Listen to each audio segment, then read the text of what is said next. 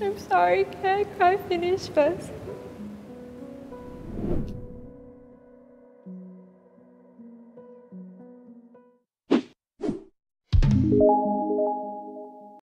Hey guys, welcome back to another episode of Ladies First, and in light of International Women's Day, we have a very special video just for you. Here at Ladies First, we believe that whether it's a small or big achievement, it's always something that we should be proud of ourselves for. The world might not be very kind, and what one person deems as success might not be the same to someone else. So today we'll be sharing some of our little success stories to hopefully inspire some of you guys to do the same.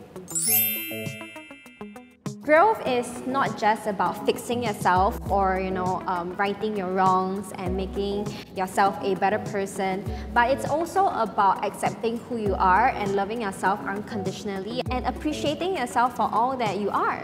Growth to me is when you're growing in any aspect of your life, whether that's 1% of growth or 99% of growth. As long as you're doing better in any aspect of your life, that is growth to me. Growth to me is like upward movement. It can come from like actual physical growth like growing up, or it can be emotional growth. But as long as you see some improvement, I think that's what growth means. How I would define growth is kind of like a mini competition within yourself. There's also like emotional growth, whereby you become a more understanding person. For example, when I was a kid, I never really understood a lot of things because I grew up being the only child. After a period of time, you will grow in that aspect because you learn how to make friends, you learn how to talk to people, and that in a sense is growth in itself. As someone who is studying in a relatively male-dominated course in university, I feel like a lot of times I am undermined for what I am able to do. But that is not entirely true because I feel like I am someone who can achieve so much if I just put my mind to it. Personally, I think some stereotypes that I've had to overcome is that women are not strong, women are weak, we are very emotionally vulnerable. People are mean sometimes. Other than that, you suck it up, you move on, and you know that your self-worth is way more than what other people say. I'm not gonna lie, I'm not gonna say I never thought, hey, would it be easier if I was just a man? Would it be easier walking down the street if I was a man? You know, there are things that do come in my mind, but I do feel like being a woman in today's society is super powerful because it does come with its superpowers. Women in general, we're strong, we're confident, and I feel like once you realize what self-love is, it's a very powerful thing to have.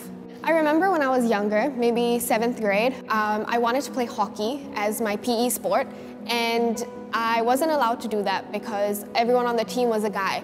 And they said, hey, you know what, you wouldn't be able to compete against the guys, so we can't put you in hockey. But now you see there's so many female hockey players, you see so many female people in sports, so I think it's really done a full turn. Some of the stereotypes that I've not gone through myself, but I've seen is from a time when I was in China.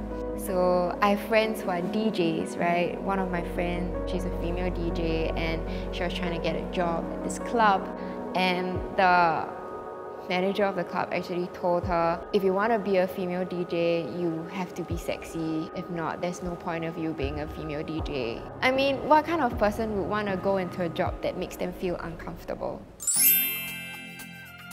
If you had asked me 10 years ago who I would be today, I think I would be someone who's very lost in life. And I feel like I'm still learning along the way, but I am a lot more confident of who I am. And I think that life's gonna be great. I don't think I thought about where I would be 10 years ago, honestly. I mean, like, I'm 20 now, turning 21, and as a 10-year-old kid, I just wanted to have fun. I'm proud of myself, though. I'm proud of who I am as a person and how confident I am in myself. I was actually studying pharmacology, wanting to be a doctor, wanting to be a toxicologist. I love science, but somehow fate has brought me into Titan, and I am now a producer, which I very much love. So no, definitely I would have not seen myself being a producer 10 years ago. There were so many roads and paths that I went through to get here, and I feel like I couldn't be any happier. I do still think sometimes, hey, when I grow older, what do I want to do? When I was younger, I wanted to just be a vet. I really wanted to be a vet, or I wanted to be a choreographer, and that didn't really happen because I will cry if I see any animal in pain. Very cliche, but I think my dream was just to be happy. I think my parents always instilled it in me to make sure that I was always happy. Money is one thing, but happiness is what we leave this world with. Back then I wanted to do pharmacology because my maternal grandma passed away from Alzheimer's. So I wanted to go and figure out like if there's anything to stop Alzheimer's or prevent it or even cure it for that matter. I went for job interviews in so many different labs. All of them told me no. It's hard to get a job and to support family if you have to.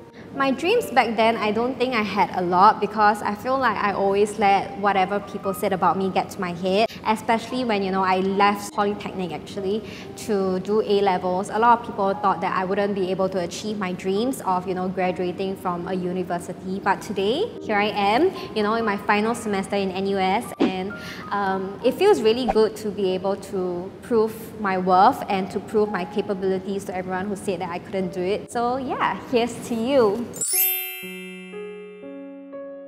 For me, as someone who's graduating, it's so difficult for me now where I'm trying to look for a job. But I feel like the encouragement from my mom or even my girlfriends really helped me overcome all these little fears that I face. And yeah, they really do make me feel a lot more confident about myself as a person and as a woman. I'm very happy that there's more being done to celebrate women now than we were doing 10 years ago.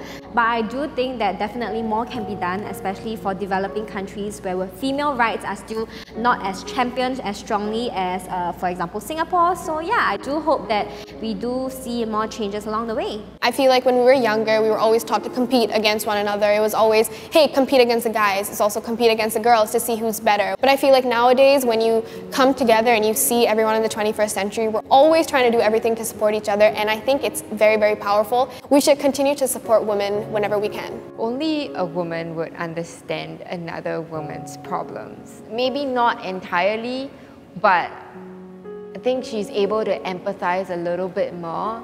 I was just watching this documentary about this girl who got a lot of clout but for the wrong reasons. So a bunch of young women set up this other account to actually counter all the negative effects of social media, those that were trying to gain followers from her saga and all those who were trying to share explicit photos of her.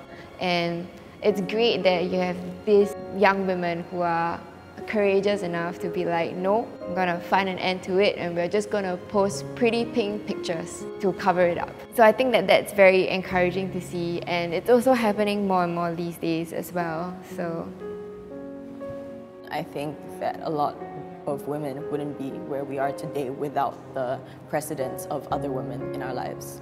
Yeah, I think we just have to be there for each other, because it is hard already being a girl. I mean, men don't go through the same struggles that we do. They have their own, definitely, not invalidating that, but they don't understand truly the extent of what it is to be a girl. I think there's a lot being done, but gender pay gap is still a very big issue. Maternal mortality is still a very big issue in a lot of countries. Even just within your own social circles or where you work or within your family, there's still so much. I don't know what the word is. Sometimes you see it right in front of you and you're like, maybe I should say something, and then you don't, and you feel kind of about yourself afterwards.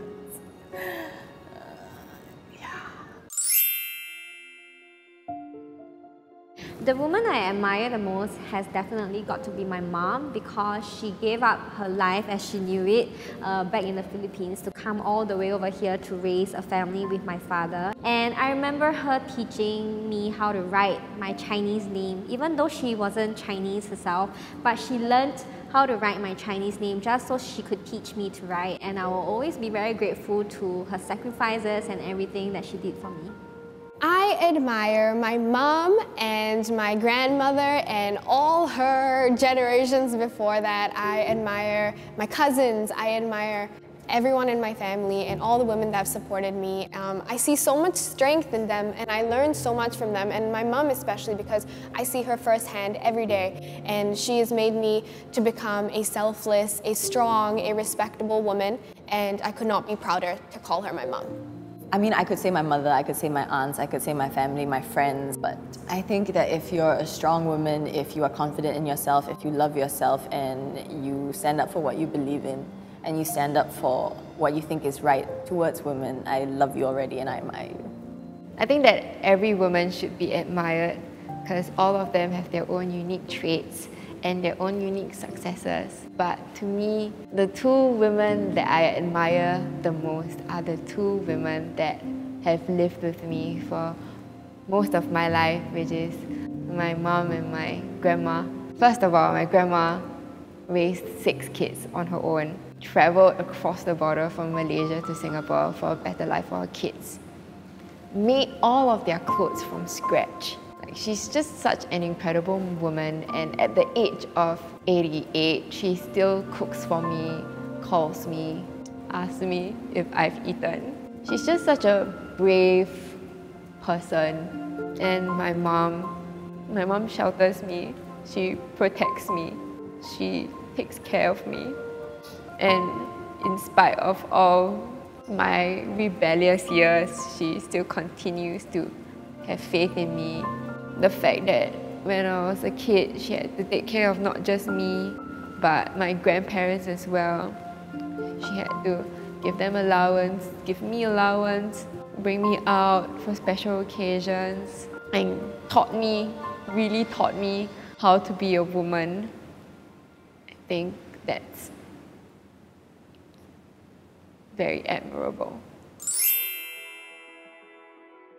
So International Women's Day is obviously about celebrating all the contributions that women have done for society. But International Women's Day also means celebrating the lives and contributions of, day-to-day women in our lives, such as our moms, our sisters, our aunties, our cousins and stuff like that. This is a day where we should really look at all the women around us and really think about how much they've given and how much they've provided for and how much they've nurtured us. International Women's Day is a very important day to me because I feel like it's very nice to see women come together and be celebrated as one, celebrate all our accomplishments, everything that we've been through, everything that we've built up. It's great to see. Personally, International Women's Day is the day that Amanda and I started Ladies First. But yeah, that's what it mainly means to me on like a personal level. This channel is something that I'm very proud of, and it's grown so much, and it's like our little baby, and it's blossomed into like this big flower with so many different people coming in and out and working on it, and I'm just very passionate about it. So yeah. International Women's Day was created to empower women, to make them feel strong, to make them feel equal. It's very synonymous to Ladies First as a channel because when this channel was created, it was created to do that, to empower, to empathize, to listen, and to learn. Don't take women for granted because behind every man is a woman that is working equally hard, if not harder. So as a full-grown woman, I would like to tell my younger self to not be afraid of what people have to say about you, because I remember always being very afraid of people saying that I was too much for anything, that I was too noisy, too rowdy, too talkative.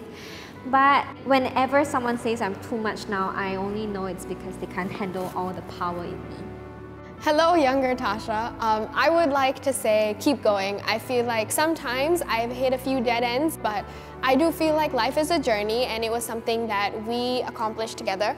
Things are going to get better and I think you're doing so well. Just keep following your passion and you're going to get to exactly where you are. I think I would tell my younger self that life is hard and it sucks sometimes. It might feel like a literal hell on earth, but also it will make you who you are today. And that is something that nobody else has. Yeah. I wouldn't be who I am and where I am without the things that I've been through. Don't hate yourself. Learn to love, learn to forgive, learn to be less angry, and stop throwing tantrums. Take care of mommy as much as you take care of daddy. don't give up, because one person's success is celebrated, but you don't see their 100 times of failure. The reason why we are here today is because of you, and you've given us tremendous love and support continuously, and We just want to tell you and remind you that you're beautiful, you're loved, and we are here for you. Thank you guys so much for watching this episode on Ladies First. If you want to subscribe, you can click here. And if you want to watch our latest video, you can click here. And check out our podcast Girl Code exclusively on Spotify. And we'll see you in the next one. Bye!